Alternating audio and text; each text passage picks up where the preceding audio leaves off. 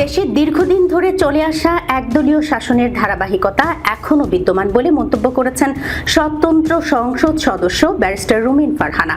মঙ্গলবার বিকেলে রাজধানীর জাতীয় প্রেস ক্লাবের তোফাজ্জল হোসেন মানিক মিয়া হলে international jurist forum for human rights নামে একটি সংগঠনের উদ্বোধনী অনুষ্ঠানের অতিথির বক্তৃতায় এই কথা বলেন তিনি। অনুষ্ঠানে সভাপতিত্ব করেন জাতীয় পার্টির মহাসচিব ব্যারিস্টার শামীম হায়দার পাটোয়ারি। রুমিন ফারহানা বলেন, আমরা দীর্ঘদিন একদলীয় শাসন দেখেছি, এখনো তার ধারাবাহিকতা চলছে। তখন বিএনপি জামায়াতকে খেলার মাঠের বাইরে রেখে এককভাবে সংসদকে সাজানো হয়েছে। এখন আওয়ামী লীগ এবং বাম দলগুলোকে বাইরে রেখে আরেকভাবে সংসদকে চালানো হচ্ছে। This is all the same.